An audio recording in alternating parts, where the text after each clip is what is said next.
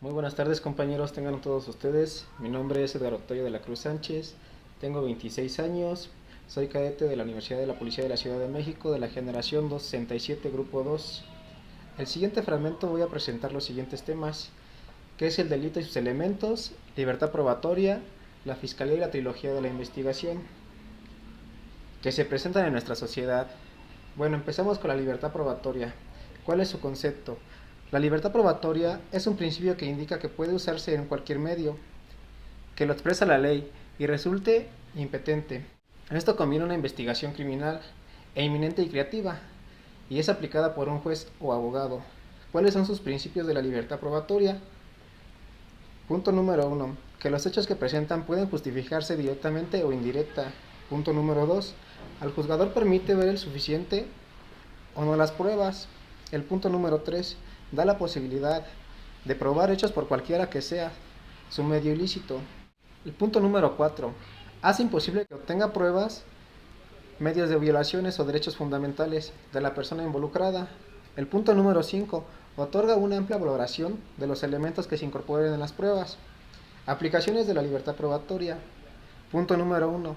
En la confesión declaración de la parte del proceso que se encuentra controvertidos en un juicio. El punto número 2.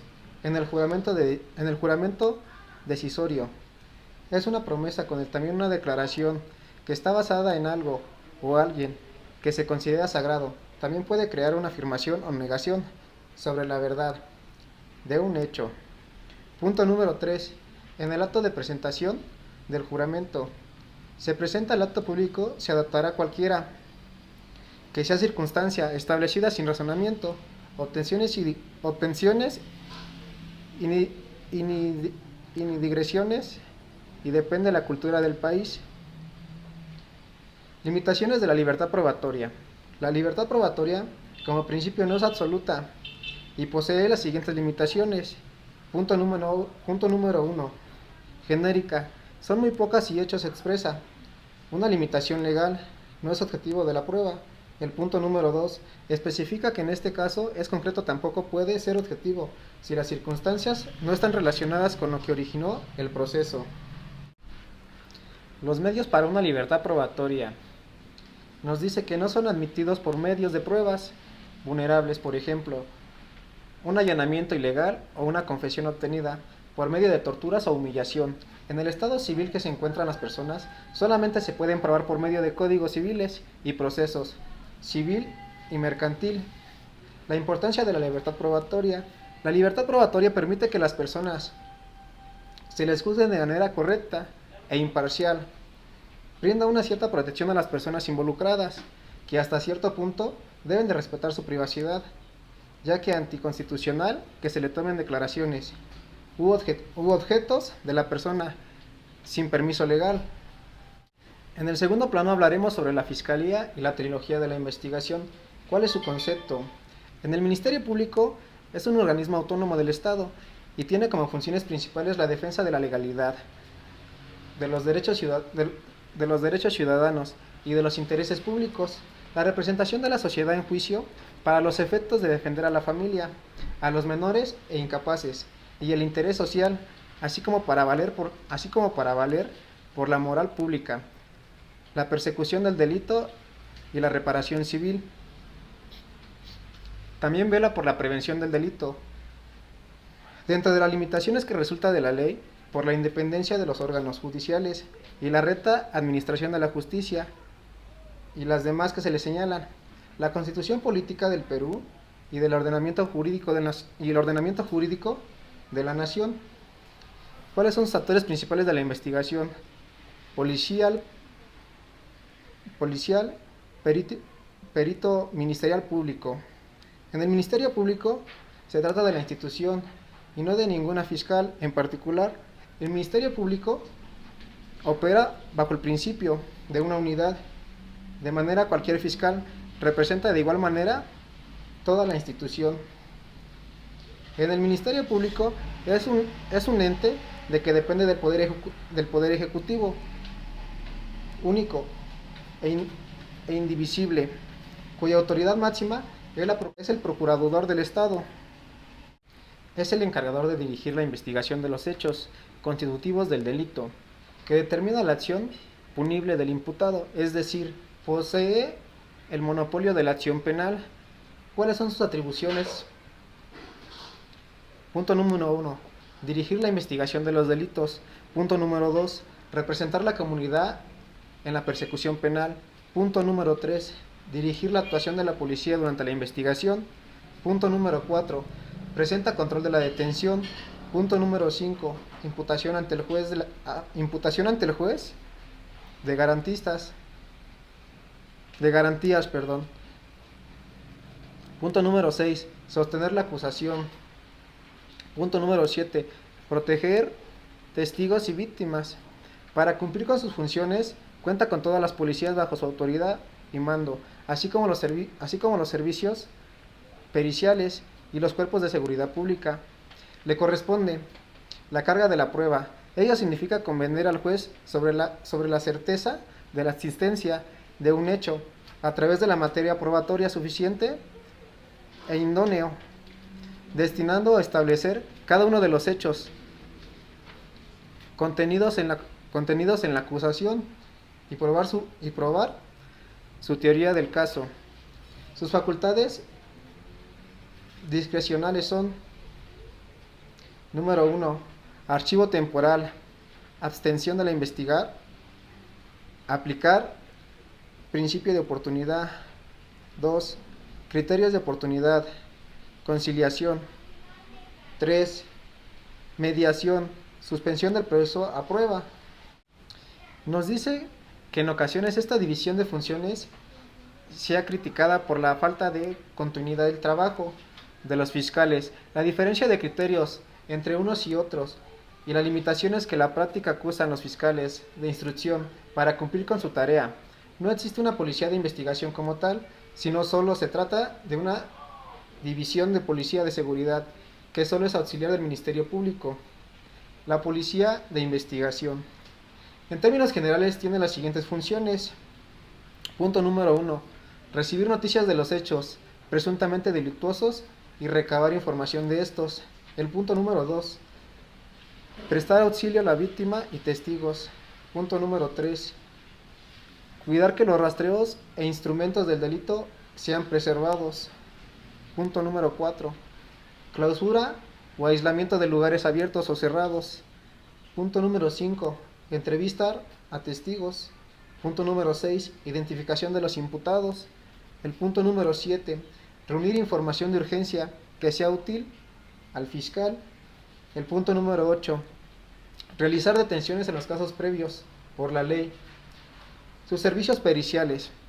Nos dice que es el soporte científico de la prueba y es responsabilidad esta área al presentar evidencia física y prueba en material en juicio oral.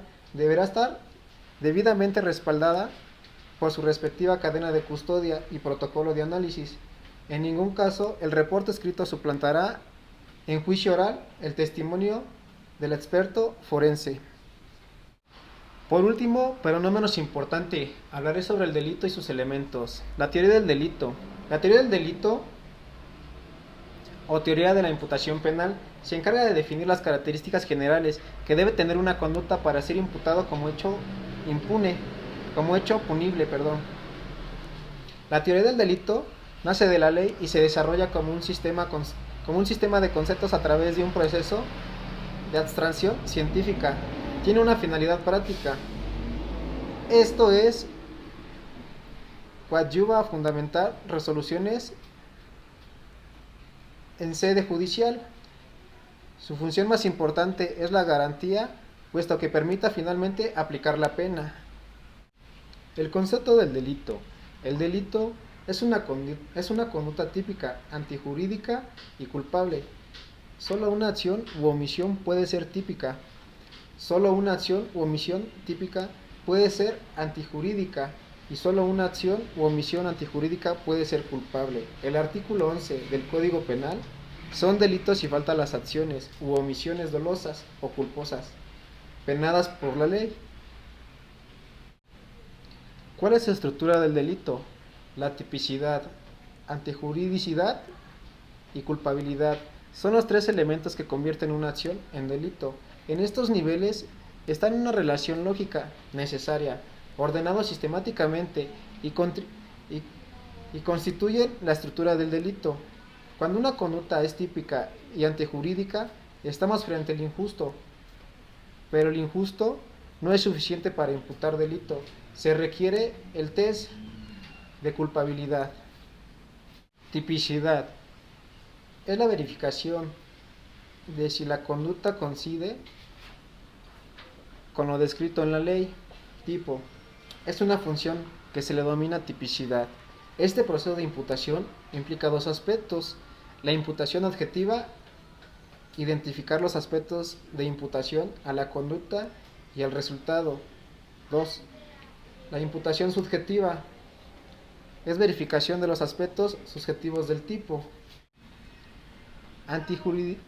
Antijuridicidad es una conducta típica.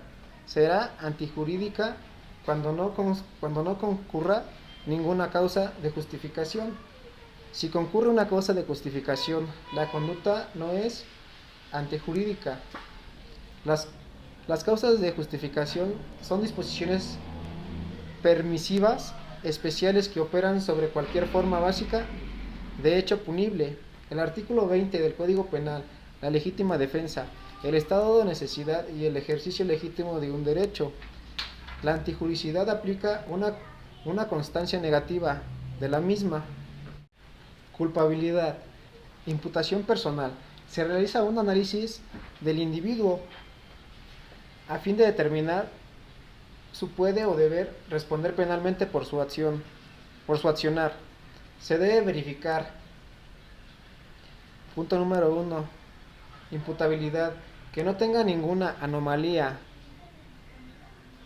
psiquímica grave de la alteración de la conciencia o de la percepción. 2. Conciencia de la antijuridicidad. Conocer el carácter antijurídico de su conducta. 3. Exigibilidad de otra conducta. Que no se le puede exigir otra conducta. La acción o conducta es el concepto jurídico o normativo, pues en el derecho penal lo obtiene a través de un procedimiento constructivo, donde se realiza una abstracción de lo que existe en la realidad. La valoración de este elemento puede variar según los criterios de las diferentes legislaciones. Sin embargo, lo decisivo es que debe contar con los requisitos establecidos en la moderna teoría de la imputación del delito. En el Código Penal nos ofrece un concepto de conducta y más bien utiliza una terminología variada, observando que la doctrina penal muestra una serie de términos que van a identificarla. Su ausencia de acción son fuerza física irresistible, movimiento de reflejos, estado de inconsciencia, sonambulismo, hipnoticismo, epilepsia, embriaguez letárgica. Bueno, compañeros, esto es un poquito de los que les estuve hablando, lo que fue el delito y sus elementos, libertad probatoria y la fiscalía y la trilogía de la investigación. Bueno, que pasen una excelente tarde, compañeros, les agradezco por su atención. Gracias. Buena tarde, compañeros.